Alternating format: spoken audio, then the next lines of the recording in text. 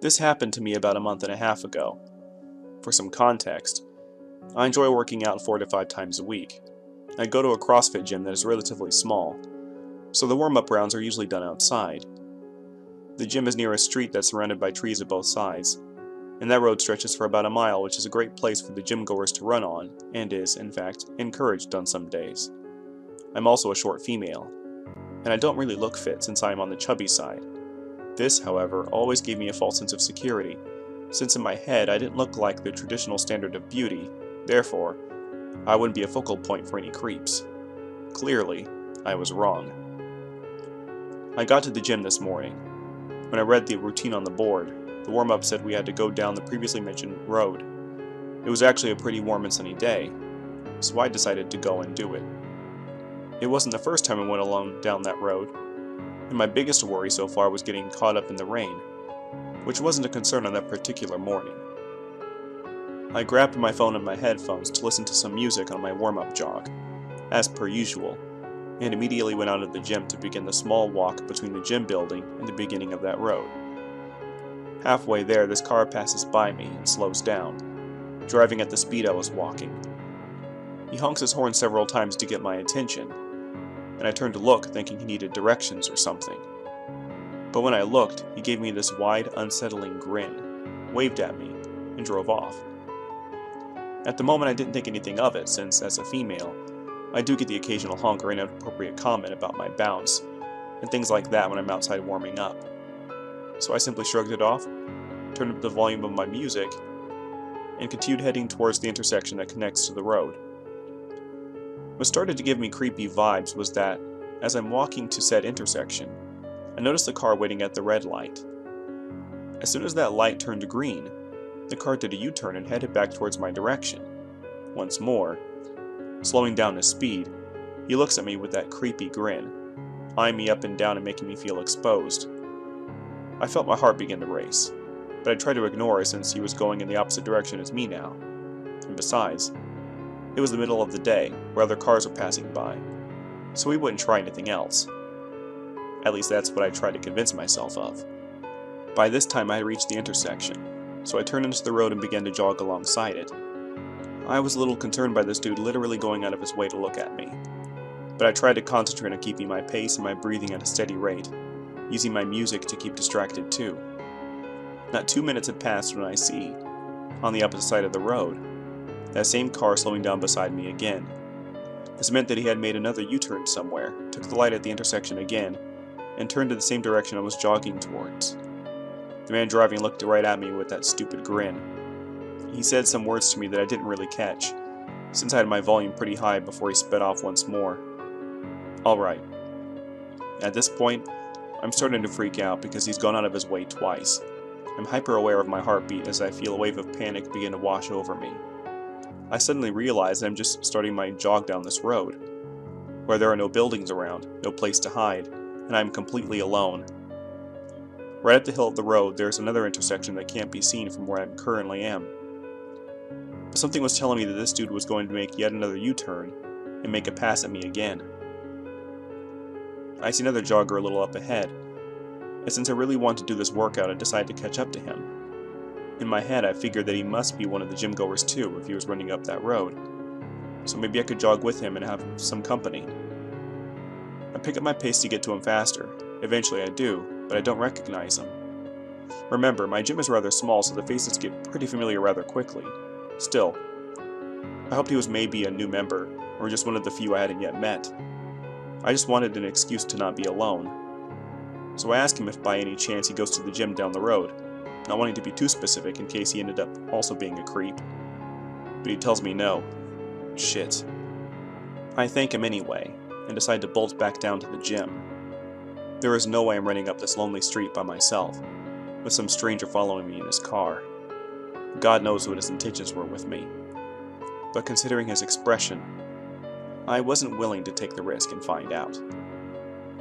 As I'm heading down the road on my way back, the car passes by me yet again. Just as I had expected, he had gotten to the second intersection, and made a third U-turn, if you're counting. Still that creepy grin on his lips, still slowing down his speed to drive at my pace, his eyes looking at me as if I was absolutely naked in front of him, He was closer to me now, and I could see through the window that while his left hand was on the wheel, his right hand was on his lap, gripping something in it. I quickly looked away, fearing that what I thought I saw was what I actually saw. I didn't want to confirm my suspicions, but I was clearly shaken. My jog turned into running when he speeds off again. I am literally at the verge of a panic attack, only focusing on how the hell I was going to reach the gym safely. Sure, it wasn't that far away, but I obviously couldn't outrun a car. I turned off my music and called my best friend on the phone. I don't know why I did that since she's overseas studying and there was no way for her to help me. I should have instead called the police, but my panic-ridden brain was only thinking about getting back safe and having someone keep me company, even if only on the phone in the meantime. While I wait for her to pick up the phone, I noticed the first intersection up ahead, but, to my horror, the car was on the very left lane waiting for the light to turn green. Finally, my friend picks up the phone, and hearing her voice helps alleviate some of my panic. My eyes were trying to focus on both the car and where I was stepping as I ran. I needed to be careful, of course. And then the light turned green, the car began to move, and, yes, did a fourth U-turn. I'm trying my hardest to explain the situation to my best friend with breathless, panicky words, when I see the man pass by me again with those eyes and that grin that sends chills down my spine every time I think about it. Luckily, I was nearing the intersection, and I could already see my gym about 400 meters away. My best friend kept telling me to breathe and to try and calm down. She knew I couldn't get anxious then. I needed to be safe first. 200 more meters. I'm searching around to see if I can spot that car again. I can only hear my ragged breath, my heart, and my friend's voice trying to soothe me. Every car that passes by me makes me flinch. I was too jumpy, too panicked by the whole ordeal. Nothing like this has ever happened to me before. 50 more meters. I'm so close that one last burst of adrenaline makes me run even faster. I finally reach the building and climb up the steps to the second floor, where the gym is, and burst through those doors. Finally, I made it. I was safe. My body begins to relax as soon as I entered into the familiar, comforting space. My adrenaline was crashing fast, leaving more room for my anxiety to settle in.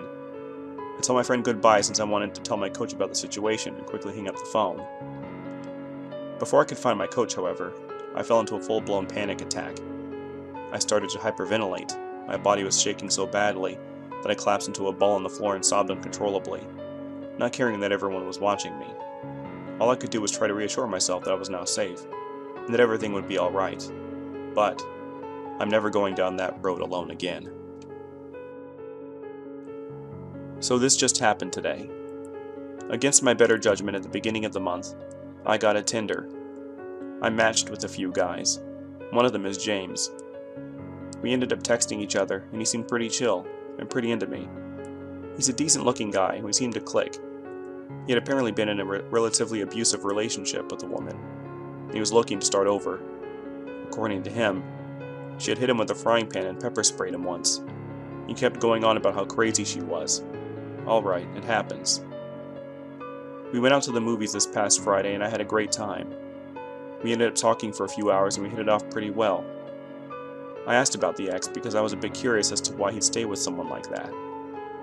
He didn't say anything positive about her, just that she was crazy, had mental illnesses, and didn't take her meds, that kind of stuff. She tried to baby trap him, but she had a miscarriage.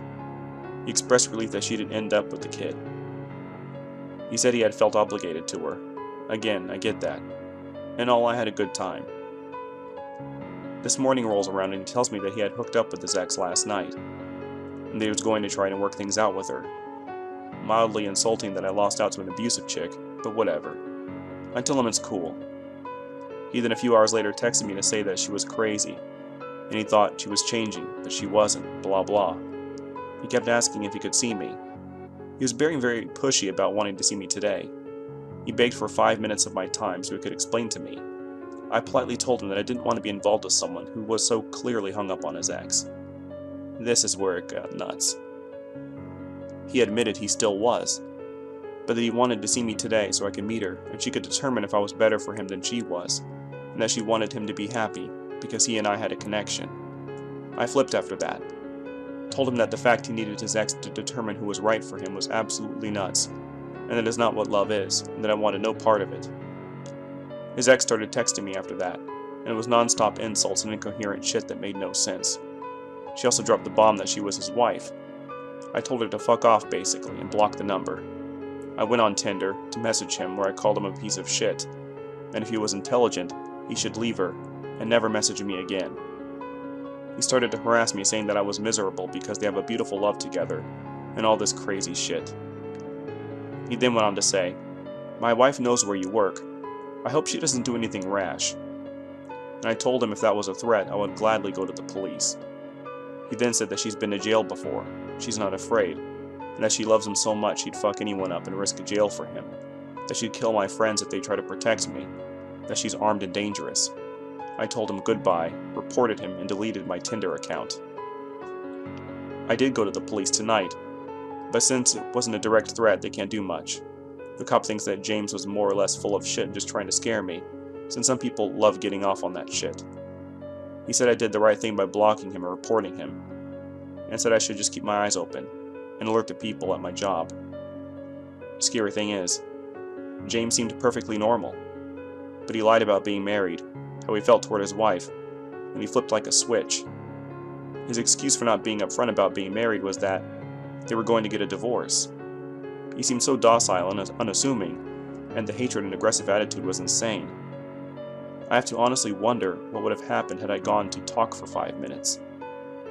I'm kinda concerned since they do know where I work, but if either of them try anything, then the cops can actually nail them. What a weekend. When I cast my mind back to the events I'm about to describe, I see images that could almost be born of a dream, or a fevered imagination. It was utterly bizarre, and I can't believe that it happened. I grew up in Paisley, a town in Scotland. I used to hang out with a load of alternative kids, and being too young to go to a pub, we would stock up on booze at weekends and go adventuring. We had heard of a huge abandoned insane asylum just outside of town. It was called Loverndale. So we decided to hit it one weekend and make a day of it. The old place is located not far from the high school most of us went to, and was close to a housing estate. By close, I mean about a mile into undeveloped land. We got the booze, shoved it into our backpacks, and made our way out to the place. It was quite hard to get to. We didn't realize there was an easier route yet. So the 8 or 9 of us ended up jumping a fence into some little woodland that was nestled between a bunch of buildings to see if we could push through to the abandoned complex. Weirdly enough, there was a little path in there that led through various tiny meadows and then into pockets of trees. There was a small stream as well, running near to the path but hidden by really tall grass. As we made our way along, I heard some sounds from behind me. I was last in the group, and saw a figure darting away from view into the grass, surrounded by smoke. I was really confused for a second, and then shouted to everyone else to stop and take a look. As we all stood transfixed, the grass suddenly started being consumed by ever-growing flames. As it was a roasting summer's day, the flames seemed to grow really fast, and quickly I felt panic setting in. It wasn't long before flames were starting to spread all around us as we frantically pushed forward through the grass to the next foresty bit of the trail. I saw a deer in there, terrified, and it wouldn't run, because the path ahead beyond the trees was on fire as well. There was smoke everywhere, and I remember a friend of mine shouting to run down to the river and wade in there. We all ran down through literal fire to the water. There was no way out as the whole area was surrounded by really high walls with fences on top at this point. So we had to crouch down with our heads right beside the water to breathe at all. The fire burned for ages and we could hear animals screaming from what used to be the tree area we had been standing in. It was now a huge fireball. Eventually, after what seemed like forever, the fire burned down enough for us to try and move out. There was limited material to burn, since it was a pretty confined area. We pushed on up the river for a bit, but ended up going underground into a wall shaft or something, so we had to double back and work up the path. We ended up having to go through the trees and we were horrified by what we saw. Loads of deer were stacked up near an opening that must have had air, and were burned really badly. The heat was still intense and there were still flames licking off the trees, so I for one didn't want to hang around for too long. But I'll never forget the image of those deer twitching and dying. We made it out the other side and could see the Loverndale complex ahead of us. All we could think of was finding a safe place to stop and have a drink, and maybe another route home. I was the only one who saw the figure, but we were all pretty convinced that some group of people had set fire to the path from both ends. Whether it was meant as a prank that went too far, we won't ever know, but it was life-threatening in the end. We ended up finding another path back to civilization, thankfully, that didn't involve walking through a confined area. I wonder sometimes if it was a prank or if some really sick people wanted to kill us. The heat is something I can't forget either. It was like being in an oven, or under a grill, and our eyebrows were all singed off, and we looked like we had been covered in soot. Won't ever forget it. And as ever, team of pyromaniacs, please let's not meet again. In March of 2003, when I was 17, my younger brother and I took a weekend camping trip up to the Los Padres National Forest. We had gone there many times with our family for day camping, swimming, and just lounging around. This time, though, we went alone for a 2-night camping trip at our favorite spot that most locals simply called the Gorge.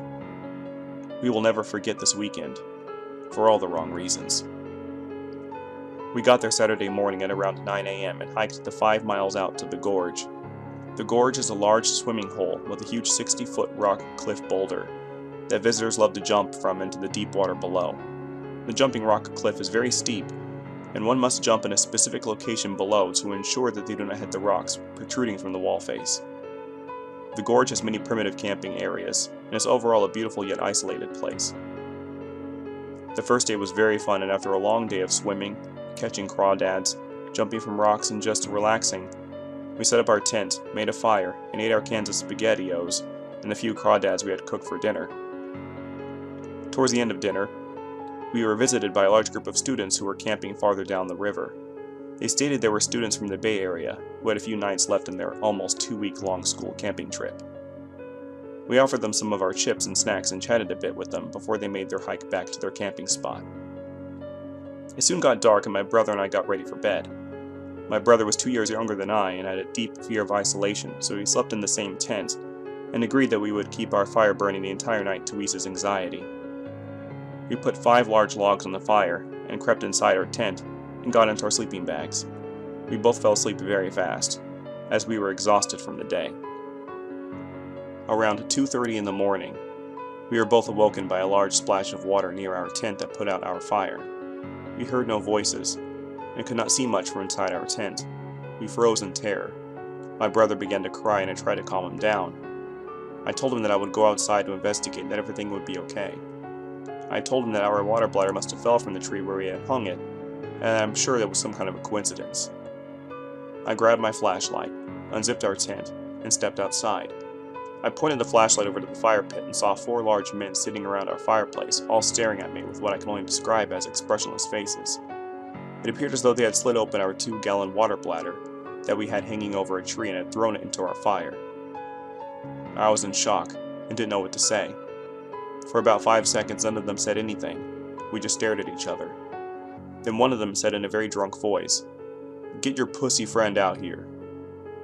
I then heard my brother hyperventilating and screaming and crying in our tent in a way that made me feel so helpless. I had no weapons and my brother and I were outnumbered 2 to 1. I asked the men what they wanted and told them that we could just leave, and that we were sorry if we had taken their camping spot or invaded their area. They ignored my question and just stood up. That is when I saw that 2 of the 4 men were holding something in their hands. Long, sword-shaped in appearance, like a machete or small sword, but they looked homemade and very primitive. The men yelled at us to get up and to bring our pussy asses with them. I thought for a second that these might be drunk rangers getting mad at us for having too big of a fire. But once I glanced at their clothing and saw their baggy jean pants and their black and gray hoodie-type clothing, I knew we were not that lucky. I'd heard in the past that drug dealers under the Mexican cartel had been caught hiding large amounts of marijuana plants in the forest, and wondered if these men were some of these men who somehow felt that we were a threat to their crops. I was in fear for our lives. The men did not touch us or directly threaten us with violence, but I definitely felt an implied threat in their tone and believed that we really had no choice in the matter. My brother, who was still crying, and I followed the lead male while the other 3 men fell back behind us. My brother put his hand on my shoulder and was visibly shaking. He then whispered to me that they were walking in the direction of the 60-foot rock cliff, and that we needed to run. I was petrified and had not been paying attention to where they were leading us, but realized that he was right. I stopped dead in my tracks and said to the men, "What are you going to do to us?" The lead male stated in a slurred voice, "Nothing. We're just going to have some fun with you pussies." I felt that we really had no choice but to do what they said, and hoped that they were merely screwing with us and that this would all be over soon. After about 30 seconds of walking, we arrived at the jumping spot on top of the boulder overlooking the gorge swimming area. One of the men then stated, "Have you guys ever jumped from here?" I told him that yes, I had, but my brother had not, as it was a pretty high jump and was very dangerous for most people due to the height and the rocks below. The men laughed and again called my brother a pussy. I told them that we were not pussies, as I had jumped from this spot before, but that it was not safe to do in the dark. The men then formed a half circle around us, and one of the men said, "I want to see. Show us that you are not a bunch of pussies." I screamed at them that it was too dangerous at night and that during the day was dangerous enough. I told them that there were many rocks that you have to avoid and that if you did not jump correctly, that the jump could kill you. I pleaded and pleaded. The men just laughed and took a few steps closer to us. I was beyond scared and could not hear my heart beating through my ears. My brother by this point was crying loudly and saying things I could not understand. He was beyond terrified, and so was I. I grabbed his hand and told him that we needed to get away from these men as we were in great danger. I told him that I had jumped off the boulder into the water before and knew where to jump, that if he jumped with me, that we would be okay. I told him I would use my flashlight to help guide us, and that I would tell him where to put his feet and how far to jump. The men laughed at us as we had our conversation and showed zero humanity or pity. I held my brother's hand and placed his feet with my hand into a specific place in the rock ledge, where I remembered jumping from last time I was there months before. I explained to him that I knew he was scared and so was I, but that we needed to jump out as far as we can and slightly to the right, otherwise we could hit the rocks. He was shaking, crying, and kept telling me that he couldn't do it. He then urinated on the floor. The men laughed and kept saying they couldn't believe how big of pussies we were. I then told my brother we needed to jump now, and that he would be okay if he listened to me. I told him that after we jumped, that we would swim to the shore on the right, and would hide in the bushes until daybreak and would go for help then. I then grabbed his hand tightly and told him that when we hit the water he needed to tuck his legs and arms in so that they would not get hurt from the impact of the water, and instructed him that he needed to swim hard to the surface, as we would sink pretty far down to the height we were jumping from. I grabbed his hand and we jumped. I pulled him hard with me to ensure that he would be safe from the rocks below and that he jumped far enough out. We fell for what seemed like for a minute, but it was only a few seconds in reality. My brother yelled all the way down in a way I've never heard from another human being before. Terror, dread, and fear of imminent death reverberated from his voice. I felt helpless and almost forgot where we were for those few seconds. Then, we hit the water. As soon as we hit, I lost my grip on my brother's hand but did hear a second impact in the water. I swam up towards the surface with all my energy and took a deep breath. I then listened for my brother to surface and heard nothing. I panicked and dove down into the water to try and grab him. Just as I dove, I felt his leg brush against my hand and realized that he was about to surface. I swam up again and heard my brother.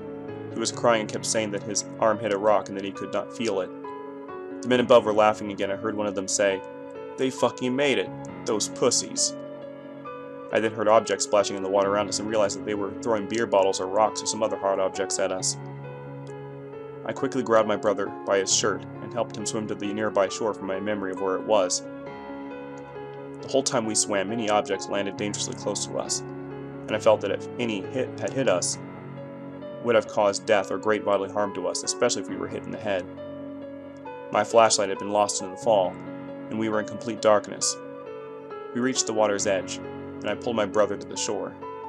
Objects continued to rain down around us, and we could hear the men yelling and laughing. I told my brother that we needed to run. He was crying, and was holding his injured arm that he could not feel or use. It had a deep cut around the elbow, and even with just the starlight, we could see that it was a serious injury. We stumbled down the tree line and began making our way through the darkness to one of the main trails, whose location I remembered from past memory. We fell again and again and were cut by branches and rocks all over our bodies as we wandered about down the overgrown trail. Everything in my body told me to keep going and to go as far away from these men as we could. We walked for many minutes until we could no longer hear the men, and then we waited. I wrapped my brother's arm with my shirt. and told him that it was over. All we had to do was wait until morning for help. We sat in that spot all night. My brother cried and shook for hours. I just put my arm around him and patted his head as I did when we were children, whenever he had a panic attack and our parents were not around. At daybreak, we could finally see the severity of his injuries. He had a deep gash in his arm, and his shoulder was obviously dislocated. I helped him hike up the nearby trail, and we walked all the way back to the base camp ranger station. We explained what happened to the rangers, and they sent 2 armed officers to go and investigate the location. My brother was sent to a nearby hospital for treatment, and I joined him on the ambulance ride over. The rangers and police never found the men, but did retrieve most of our gear. The scary thing about this incident is on that same week, 2 teenage boys were found dead at the bottom of the gorge jumping area, and their group had encountered a group of people as we did at their camping location, with similar machete objects who chased them off their camping spot. I'm glad to be alive, and my brother and I have never gone camping again alone, or have ever been back to that location. All we have left from the incident are the scars on my brother's arm, hospital bills, and a lot of trauma. An article of the death of the 2 teenage boys is below, in the description. I can only hope that their deaths were accidents as the authorities ruled. I did not find out about their deaths until 7 years after, but was horrified about the similar circumstances and timing of the 2 events. As to the men that forced us to jump that day, let's not meet again. Hollowkeez here. Sorry for the short absence.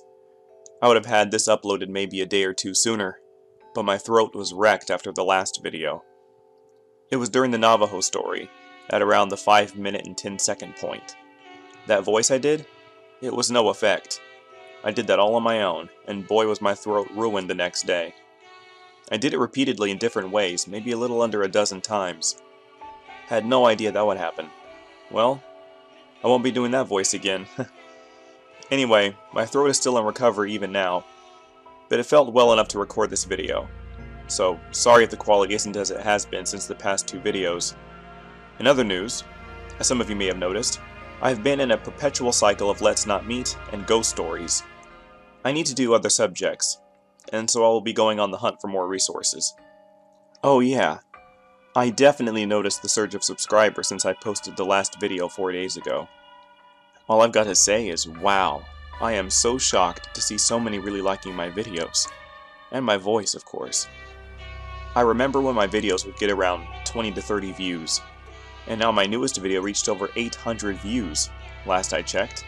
So yeah, this is really awesome. I hope this is the beginning of great growth. Thank you very much, everyone. Anyway, I don't want this getting too long, so I'll end it here. If it's fear you're after, welcome home.